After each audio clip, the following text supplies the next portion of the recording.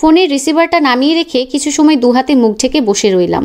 মায়ের কথাগুলো কানে বাজছিল যেন খুব। সবার বাড়িতে ঈদ আসে, আমার বাড়িতে আসে না। সত্যি তো, শুধু আকাশে ঈদের চাঁদ দেখা গেলেই তো আর ঈদের আনন্দ আসে না। নতুন কাপড়েই তো সবসময় সবার মুখের হাসি প্রশস্ত হয় না। গতরাতে যখন অনেক সাহস করে বিজয়কে বললাম এবারে ঈদটা বাড়িতে বাবা মায়ের সাথে করতে চাই, বিজয় এমন কঠিন দৃষ্টিতে তাকালো যে আমার ভেতরটা জমে গেল। মনে মনে বারবার বিয়ের আগের রাতে মায়ের শিখিয়ে দেওয়া বুলি আওড়ালাম, খবরদার মুখে মুখে তর্ক করবি না, স্বামী অসন্তুষ্ট হয় এমন কোনো কাজ করবি না। বড় বউ হিসেবে রুবির এ বাড়িতে খুব সুনাম, যেমন শান্ত স্বভাবের তেমনই কর্মঠ। বাড়িতে যে কোনো সমস্যার একটাই সমাধান, সে হলো এ বাড়ির বড় বউ আমি। অথচ আমার কোনো অভিযোগ করার যেমন কোনো জায়গা নেই, তেমন নেই কোনো সমস্যার সমাধান। রাতে বিছানায় যেতেই বিজয় বলল, কেনাকাটা কি করলাম খুলেও তো দেখলে না, তোমার শাড়িটা পছন্দ হয়েছে? বললাম মায়ের শাড়িটা বেশ দাম নিয়েছে, কিন্তু এমন শাড়ি দোকানদার আমাকে লো বাজেটের একটাও দেখিয়েছিল। তবে আমি বললাম, আরে সবচাইতে ভালোটা দেখাও, শাশুড়ির জন্য কিনবো বলে কথা। লোকের শাড়ির দাম শুনলে যেন বোঝে কেমন ঘরে মেয়েকে বিয়ে দিয়েছে, কি বলো? বলে বিজয় হো হো করে হাসতে লাগলো। আমি শান্ত চোখে বিজয়কে দেখতে লাগলাম। উচ্চবংশীয়, উচ্চশিক্ষিত, সুপ্রতিষ্ঠিত আমার বাড়ির একমাত্র জামাই বিজয়কে। বলা বাহুল্য, আমার বাবা মায়ের মৃত 3 সন্তানের পরে আমিই তাদের একমাত্র সন্তান। আরেকটা ছোট ভাই ছিল বটে, সে তো 3 বছর বয়সী পুকুরে ডুবে মারা গেল। বাবা সে বছরই পুকুরটা ভরাট করে ফেলল, হতে পারে শোকে, ক্ষোভে অথবা পুনরায় দুর্ঘটনা এড়াতে। বিজয় বিছানায় শুয়ে বলল, ঈদের জন্য বাজারের ফর্দটা রেডি করে রেখো, বিথি বিপাশা আসবে জামাই নিয়ে, এত লোকের রান্না হবে, আয়োজনের যেন কোনো কমতি না হয়। ওরা না আসলে তো বাড়িতে ঈদ উৎসবটাই আসে না, বলো?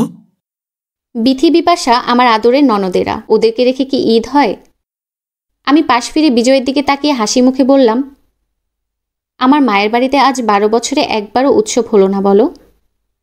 বিজয় খোঁচাটা ধরে ফেলল, কঠিন স্বরে বলল, ও বাড়িতে একা একা গিয়ে কি এমন উৎসব হবে শুনি? বাড়িতে তুমি না থাকলে এত সব সামলাবেটা কে?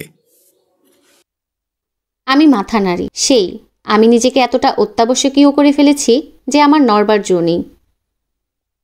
ঈদ আসলেই বাবার বাড়িতে আমার দায়িত্ব হলো ফোন করে মাকে ঈদের উপহার পছন্দ হয়েছে কিনা সেটা জানতে চাওয়া, জাকাতের টাকাটা সবাই ঠিকঠাক বুঝে যেন পায়, বাড়িতে যেন ঈদের দিন সব রকম রান্না ঠিকঠাক হয়, আমার জন্য যেন কোনো অপেক্ষা না করে, এসব আবল তাবল বলে মাকে ব্যস্ত রাখা। ফোনের ওপারে মায়ের হুহায়ের ভিড়ে কত দীর্ঘশ্বাসেরা মাইলকে মাইল পাড়ি দিয়ে আমার কানে পৌঁছে তা যেন আমি ঠিকঠাক বুঝেও বুঝতে চাই না। এবারই সকলকে ফেলে বাবার বাড়িতে গিয়ে স্বার্থপরের মতো ঈদ করাটা আমাকে যে মানায় না। নিজেকে বোঝাতে পারলেও মাকে ঠিক বোঝাতে পারা যায় না। রোজা 30টা হবে না 29টা, এই তর্কে কোন দল জিতল তা দেখবার জন্য ঈদের চাঁদ দেখার জন্য সবার সাথে আমিও বেলকনিতে দৌড়ে যাই। বিটিভিতে বেশ উচ্চস্বরে বাজতে থাকে, রমজানের ওই রোজা শেষে এলো খুশির ঈদ।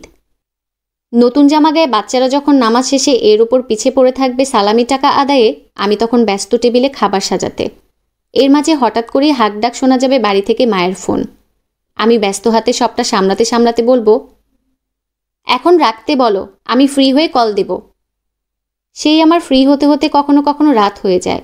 ভাবি হয়তোবা বাবা মা ঘুমিয়ে পড়েছে, কাল সকালে না হয় কথা বলবো।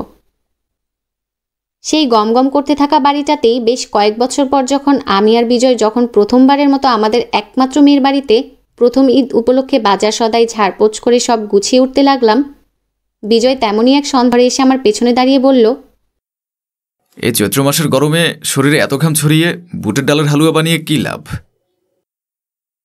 আমি পেছন ফিরে চোখ বড় করে বললাম, মেয়েটার হালুয়া ছাড়া ঈদ হবে বলো? না করলে কষ্ট পাবে না? ভাববে বিয়ে দিয়ে পর করে দিয়েছি। সেই রাতে বিজয় বিছানায় শুয়ে বলে, কত বছরের বাড়িতে বউ হয়ে এলে বলো তো রুবি? আমি বলি, সে হবে 20-25 বছর। বিজয় দীর্ঘশ্বাস ফেলে বলে, 27 বছর। আমি আঙ্গুলের করগুনে হিসেব কষতে থাকি। তেল নুনের হিসেবে এসব কবে গুলে খেয়েছি। বিজয় আস্তে করে শোয়া থেকে উঠে বসে। আমি বলি, উঠলে যে, শরীরটা খারাপ লাগছে? বলে, পানি দাও। আমি পানি এগিয়ে দিই। বিজয় কাপা কাপা হাতে পানির গ্লাসটা নেয়। ঝাপসা আলোয়ও আমি ঠিক বুঝতে পারি বিজয়ের অস্থিরতা। হাত চেপে বলি, কি হয়েছে? অস্বস্তি লাগছে? বাতিটা জ্বালাবো? বিজয় বালিশে হেলান দিয়ে বসে বলে, বিনীতের বিয়ে হলো কদিন বলো তো? 6 মাস হলো? আমি মাথা নেড়ে হুঁ বলি। বিজয় দীর্ঘশ্বাস ফেলে বলে, বিনীতা কল করেছিল সন্ধ্যায়, বলল ঈদে আসতে পারবে না, ও চলে আসলে জামাই একা থাকবে, সে নাকি তার বাবা মাকে রেখে এ বাড়িতে এসে ঈদ করতে পারবে না। আমার মেয়েটা কেমন করে আমাদেরকে ছাড়া ঈদ করবে, একটাবারও ভাবলো না ছেলেটা। আমার চোখ বেয়ে জল গড়িয়ে পড়ে। শেষবার যেবার মা বলল, রুবি আর বোধহয় সময় নাই রে, এবার আর কাপড় পাঠাস না, কি জানি পরবার সুযোগ হয় কি না। আমি হেসে বলেছিলাম, কেন হবে না মা, বিনীতার অনার্স ফাইনালটা শেষ হোক, ননদেরা তো আর এখন খুব একটা ঈদে আসে না, ওদের জামাইরাও তো ওদের বাড়িতে আসে ঈদে, এবার আর কোনো ব্যস্ততা নেই, আমি বিজয়কে বলে ঠিক তোমাদের সাথে ঈদ করতে চলে আসব। ঠিক তার 2 দিন পরেই বাবার ফোন, মা আর নেই। হুট করে যেন আমার প্রথমবারের মতো বাড়িতে ঈদ করতে যাওয়া হয়ে গেল, মায়ের জানাজায় যাওয়া। আমি ঠিকই গিয়েছিলাম সেই ঈদে মায়ের জন্য কেনা নতুন আকাশি রঙের শাড়িটা নিয়ে, মায়ের প্রিয় রং। কি ভালো লাগতো মাকে শাড়িটা পরলে, দেখতে পারলাম কই। বাড়ি থেকে ফেরার আগের রাতে যখন আলমারিটা খুললাম, দেখলাম 27টা নতুন ভাঁজ না খোলা জামাইয়ের কেনা মায়ের যত্ন করে সাজিয়ে রাখা শাড়ি। আমি একটা একটা করে শাড়ি হাতে নিই, ভাঁজ খুলি, গন্ধ নিই। না, সেই শাড়িতে আমার মায়ের শরীরে গন্ধ ছিল না, ছিল দীর্ঘকাল জমিয়ে রাখা অপেক্ষার গন্ধ, অভিমানের গন্ধ, আক্ষেপের গন্ধ। বিজয়ের আজ রাতে দুঃখ মিশ্রিত ক্ষোভ যেন আমার 27 বছরে হাসি মুখে লুকিয়ে রাখা আর্তনাদের উপহাসের প্রতিচ্ছবি, আমার তলিয়ে যাওয়া অভিমানের গল্পের ভিন্ন রূপের পুনরুত্থান। আজ যেন সারা জীবন আমাকে দমিয়ে রাখা আমার স্বামী বিজয়কে না, যেন এক অসহায় বাবাকে দেখি, ঘুমহীন সন্তানের অপেক্ষায় বসে থাকে। সারাটা জীবন সর্বস্বটা নিজের করে পাওয়া মানুষটা হঠাৎ করে যেন সবটা অধিকার হারিয়ে কি এক অসহায় আর্তনাদ চেপে ছটফট করে মরছে এই গভীর রাতে। ঠিক যেন আমার একরাশ অভিমান চেপে নীরবে নির্বিঘ্নে চিরতরে চলে যাওয়া বাবা মায়ের মতন।